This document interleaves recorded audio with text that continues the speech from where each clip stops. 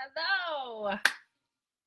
How are you? Oh my goodness. It has been a heck of a busy day. It doesn't even feel like it's Sunday. It's so strange because you know how when the holidays are around, things are just different. Time is just different. The feeling of the day is just different. Everything is just different. So, and here I am. Not prettied up at all. I actually went to the gym. I actually went to a place called Tan for Life, which I really like. I usually get a Versa Spa spray tan from them, but they didn't have an opening and my sinuses were bothering me. I thought, you know what the heck, I'll just jump into a stand up for a couple of minutes. And so that's what I did. So yeah, so needless to say, I'm covered in tanning lotion and wanted to make sure that I went live prior to doing anything else because I have a ton of gift wrapping to do. Okay, so if you see the red tag, that means that you are live with me. If you don't, then you are watching the replay. If this is the replay, hit hashtag replay. If you're here with me live, please make sure to say hello and let me know that you're here. Also, please feel free to share this to your personal page. This is an open group. It's not secret. And you can share any of the content that is inside of the group. I'm totally okay with that. Okay, so we are going to talk about are all calories created equal? Now, this is a good one because I think this is going to give you some aha moments. I know that there are a lot of us that have been trained, you know, kind of, I don't want to say brainwashed, but you know, where you just think, okay, I just need to eat a certain amount of calories per day.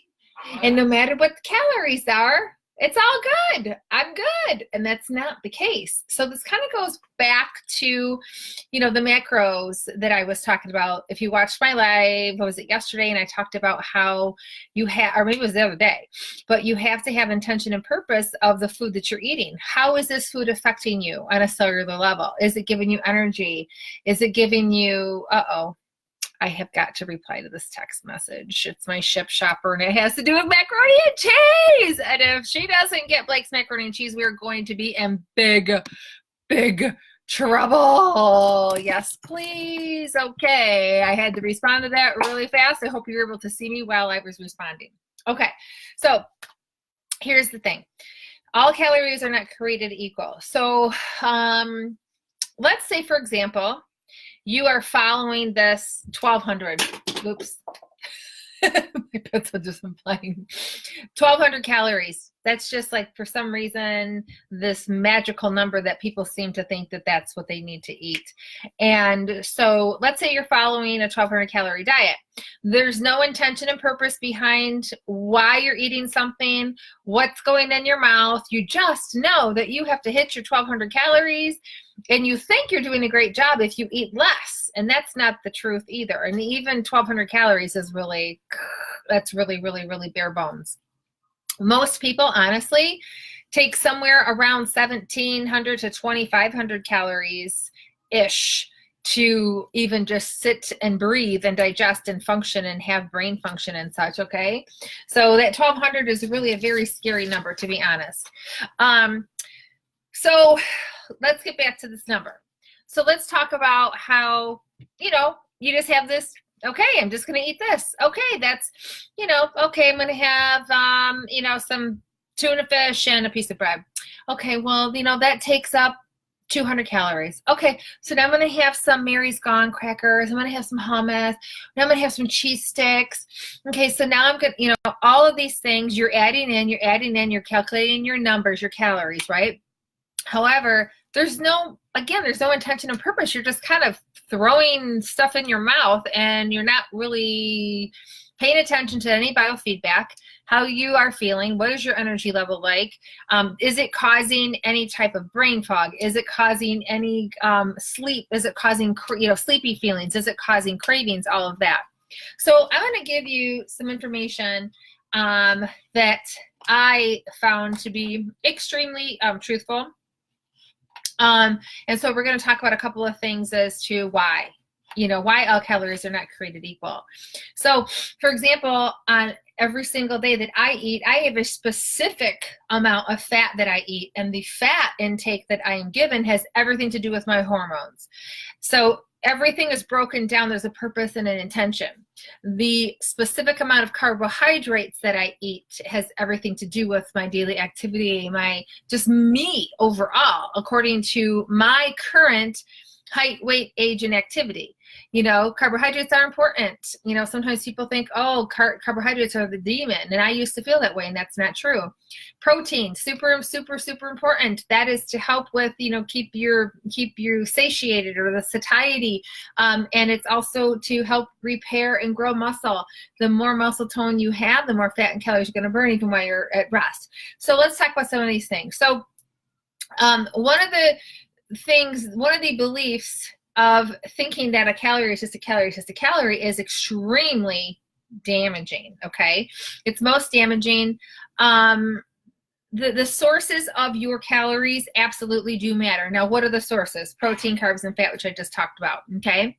So, obviously calories are energy, but it also has to do with how your body breaks things down. You've heard me talk about this many times, the biochemical pathways, how your body is digesting things, how you are responding, how you are reacting to these things, and your lifestyle has a ton of how you are, how that is affecting all of that, okay?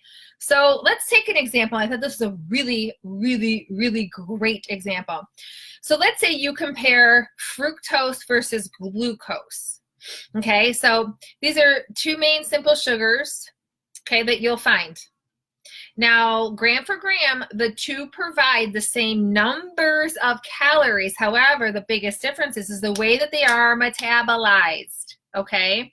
So the way that the body metabolizes them is completely different, So here is a really great example. So glucose can be metabolized by all of your body's tissues, okay?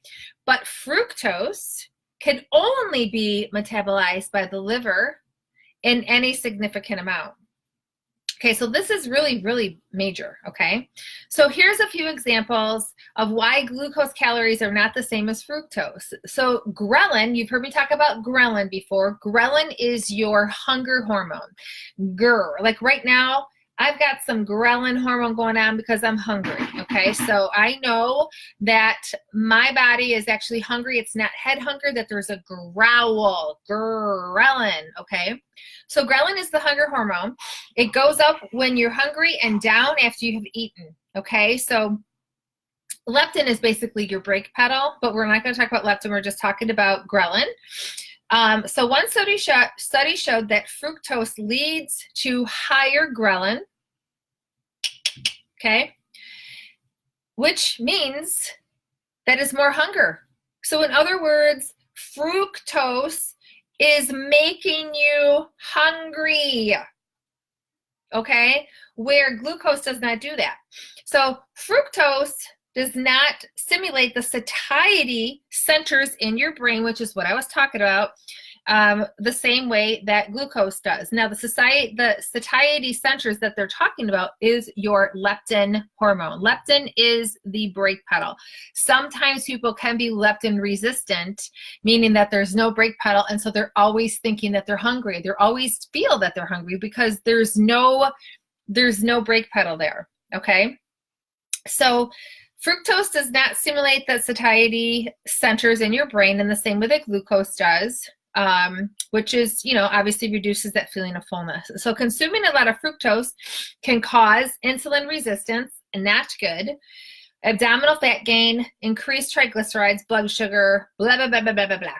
Okay, bad news blues is all I'm trying to say. So as you can see, the number of calories, vastly different effects on hunger, hormones, and metabolic health. This is what I'm trying to tell you. This is why I specialize in what I specialize. Calories are not a calorie, meaning that calories are all not equal. It has everything to do with you, on a personal, cellular level and your own personal preferences. Period, freaking end of story, okay? I cannot express that enough. Everybody is different. Everybody. So if I give Sally Sue a certain macro breakdown, Lucy Lou is definitely not going to have the same macro breakdown because they eat certain foods, they have certain they have different activity levels, they have different sleep schedules, they have just a whole slew of differences. It's extreme. Your diet, your nutrition intake, I hate to use the word diet, should be very intention, purpose, and personalized. Okay. So again, so even though fructose and glucose provide the same number of calories, fructose has far more negative effects on hormones, your appetite, as well as your metabolic health. Once again, people, I have to tell you this again. It is all about how things affect you on a cellular level. Calories matter, but hormones will trump it all day long. Hormones matter more, period. Okay. Can you tell I'm passionate about it? I'm passionate about it because it makes me really upset that there's not more knowledge, or not knowledge, but more awareness of it out there. So that's part of my mission, is to help people become more aware of this stuff. Period. Okay. Now, the next one, let's talk about the thermogenic effects of foods. Okay, protein, huge when it comes to thermogenics, okay? So different foods go through different metabolic pathways. Are you catching my drift here? Do you see metabolic, your metabolism, your cells, your hormones, all of that? Some of these pathways are more efficient than others. The more efficient a metabolic pathway is, the more the food's energy is used for work and less is dissipated as heat. Okay, so the metabolic pathways for protein are less efficient than the metabolic pathways for carbs and fats. So protein contains 4 calories per gram, okay? But a large part of these protein calories is lost as heat when it's metabolized by the body. Okay, so this is interesting, because every time that I work with a new client with their macro breakdown, it's always the same. Their fat and their carbohydrates are way up high and their protein is way low, when it really should have way more of a balance, but their protein needs to be almost double almost every single time, okay?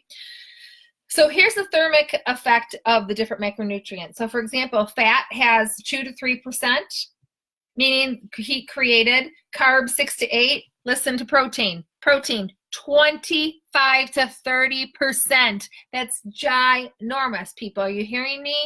Increase your protein. So sources vary on the exact numbers, but it's clear that protein requires much more energy to metabolize than fats and carbs. Okay, so in other words, what I'm telling you is that it takes your body more energy to digest the protein. What does that mean? That means you're burning more calories, okay? Good stuff here, right? So if you go with a thermic effect of 25% for protein and 2% for fat, this would mean that 100 calories of protein would end up as 75, excuse me. This would mean that 100 calories of protein would end up being 75 calories. You understand? Because 25% was used up basically as, digesting it, okay? So studies show that high protein diets will boost your metabolism by 80 to 100 calories per day compared to lower protein diets. That's huge, ginormous, okay? So let's say you increase your protein, and then it obviously creates this thermogenic effect. And let's say you end up burning an extra 100 calories a day. It's kind of like that's walking a mile on a treadmill. It is 100 calories. It's like a mile. So let's say that's 700 calories. So 700 times 4 is 2,800 calories a month. You're almost looking at probably about, 3/4 of a pound per month alone, just from increasing your your protein. That's like a no-brainer, okay? So put simply, you want to make sure that you're upping your protein, okay? All right. Protein will keep you satiated. Okay. So here's an example. My mentor had used this and I was like, oh my God, this is so true. And let's say, for example, there's 10 donuts and the equivalent in calories in chicken breast. Okay. The way that, let's say that meant that that 10 donuts was the equivalent of, I don't know, 500 calories. And so the chicken breast, that's built differently. Obviously it's going to be a lot more hard to eat. You're not going to be able to eat all of it. Trust me. However, if you eat, let's say, even say 2 chicken breasts, you're going to be stuffed. But there's a chance that you could possibly eat 10 donuts only because of the way that the body metabolizes it, okay? And so you would probably feel sick if you had more than 2 chicken breasts, right? So the protein story, it doesn't end in just the increased metabolism, okay? So it also leads significantly to reducing your appetite, making you eat fewer calories. So what happens when you eat fewer calories? You are creating a deficit, an organic deficit, because you're not starving yourself. It's not like you're sitting there with your stomach growling and you have ghrelin hormone going crazy all over you saying, hey man, I'm starving, but you are naturally eating less because you have upped your protein, okay? So studies show that protein is by far the most filling macronutrient, and it is absolutely 1,050%. Generally, I spread my protein out throughout the day, and usually I'm eating anywhere between 30 and 40 grams per sitting, okay? Not everybody wants to feel that. I do. I don't mind having a large amount of protein. I like to feel that fullness. And I know that I'm going to be hungry in a couple hours. You know what I mean? Okay. So if you increase your protein intake, you will start to lose weight without counting calories or even controlling your portions. I mean, that again is just an easy, that could be something like I was talking about earlier yesterday with regard to creating these small little habits that create a compound effect. So in other words, I like to call these keystone habits. So a keystone habit is something that you change in your life. You change your sleep habits. What is that? Your sleep habits is going to be a keystone effect, because if you get more sleep, you're going to ultimately have more energy. You're going to have more pep in your step. You're going to have more clarity. You're going to make better choices. So out of that one change, at least four, I named at least 4 things that are going to be affected in a positive manner. So that is a keystone. So eating more protein, that is another example of a keystone. Okay. All right, let's see here. Okay. Glycemic index. Okay. Now I talk a lot about this with my clients, at least when I work with them on the intuitive side of things, and we're not, really focused on numbers as much. Glycemic effect has everything to do with how it's almost kind of like insulin index. Okay, because it's how a food will affect your insulin is basically what it comes down to. So there are many controversies in the field of nutrition, and the experts don't agree on many things. Like I'm on one side of the fence on something, and somebody else could be on the other. And the only reason why that you find this is it's not because we think that something is better or we are demonizing something. It oftentimes has to do with our own personal experiences, or it may have to do with not just our own personal experiences, but maybe the experience of our clients and so on and so forth. Or another, thing is science. I mean, you really can't go against science. I mean, I am definitely somebody that believes in science. I definitely look for the science behind things. However, at the end of the day, really, truly at the end of the day, that didn't sound good, but they're upstairs. The biggest thing that matters is you. How does it affect you personally, period? And how does it affect your life? Okay. All right. So one of the few things that almost everyone agrees on is that refined carbs are bad. Now, I don't like to use the word bad and good when it comes to food, okay? I don't like to demonize. I have to respond to my ship shopper. I'm so sorry about this, but this is really important stuff. Okay, okay. So when it comes to carbohydrates, and food in general, you want to make sure that you're eating quality food. Now, is every day gonna be perfect? No, I don't strive for perfection either, and I would never expect for you or my clients to either. Perfectionism is not the road that you want to take, okay? Perfectionism is definitely not something that is going to serve you well. So things like sugars, for example, like sucrose, high fructose corn syrup, as well as refined grain products like white bread. Those are not the healthiest for you. I mean, that, I think, to me, it's obvious, but not everybody realizes that. This is the way that I used to think as a consumer. I used to think, oh, well, if the store sells it, it's got to be fine. I mean, they wouldn't sell it otherwise. But that's not true. At least in my research and understanding and knowledge of reading labels now, I'm like horrified when I see some of these things. You know, I just cannot believe that they're able to do that. You know, so I want to say, okay, like hydrogenated oils. Here's a tip for you. You have to be your own biggest advocate when it comes to things that you consume. So here's the tip. Hydrogenated oil, super duper bad, heart attack on a plate. I shouldn't use that word bad. I don't like to use the word bad good. Okay, it's just not the greatest of choice. How about that? I like to use that term better. But here's an example of how there's these loopholes, okay? So I know in my education and learning that hydrogenated oils, if the product, let's say I was creating a product, and let's say my product had hydrogenated oils in it, but it was less than what was it? I can't remember the percentage, but it was a smaller percentage. But if it was less than a certain percentage, I don't have to list it on the nutrient label, you know, like where you see like, you know, calorie label, okay? But it has to be listed in the ingredients. That's why you have to read your ingredients. So it might not show in that caloric value because it's under a certain percentage, but if it's in there, if it's in the product, it has to be listed as the ingredient. So this is why it's so important that you need to read your labels. If you ever see hydrogenated oils, set it down.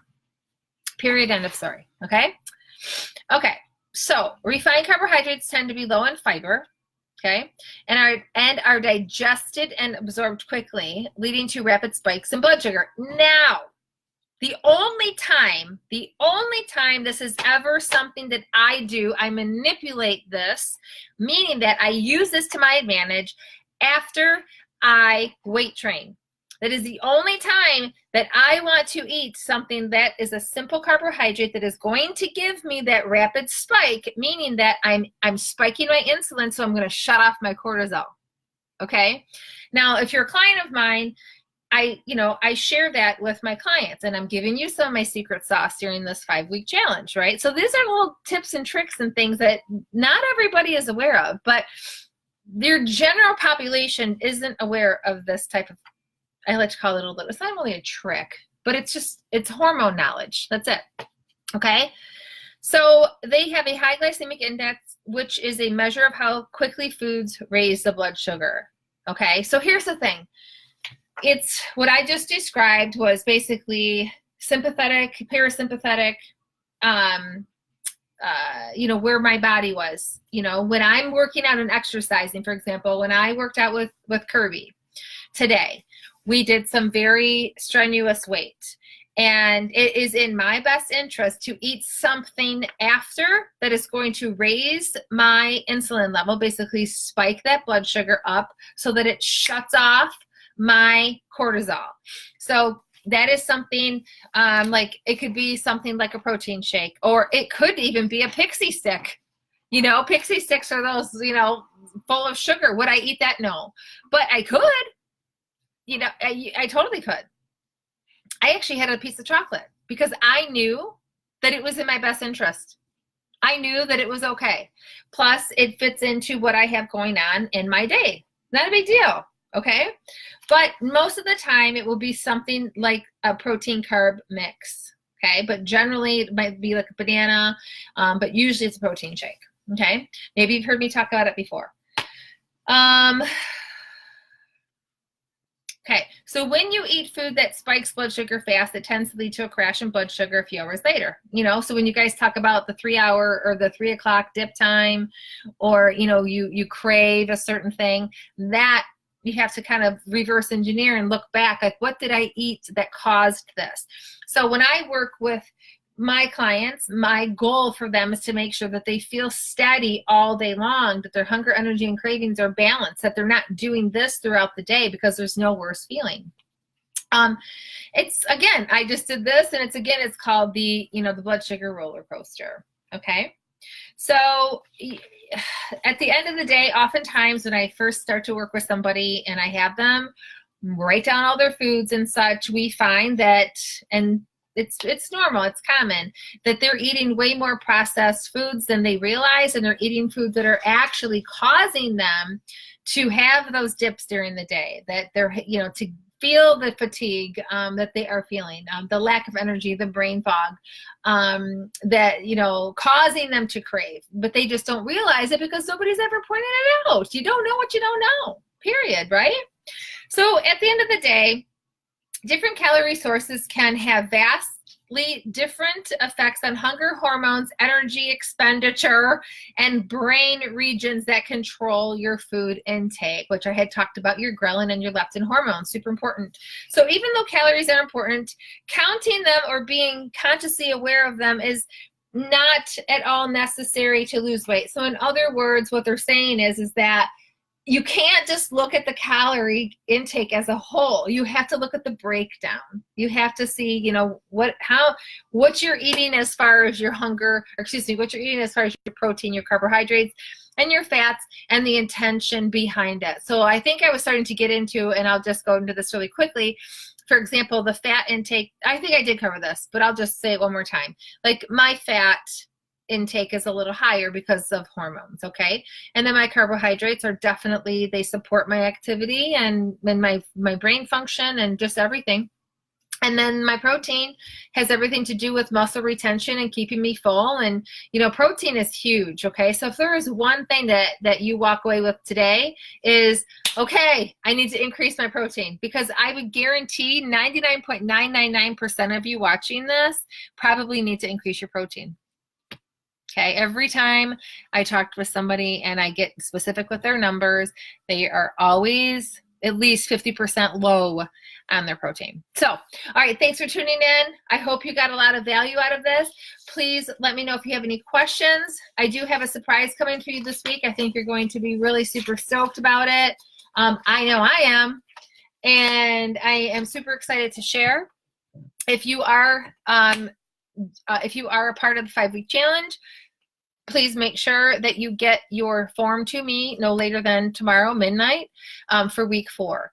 I will be posting here shortly after I hang up with you. I will be posting the instructions for week 5, our final week. Can you believe today is day 28? Unbelievable. So pat yourself on the back. Congratulations. Even if you did just a part of the challenge, you should be super, super proud of yourself. And I am super proud of you. So thanks for tuning in. Have a wonderful night. And again, feel free to share. Talk to you soon. Bye. If I can end it. Bye.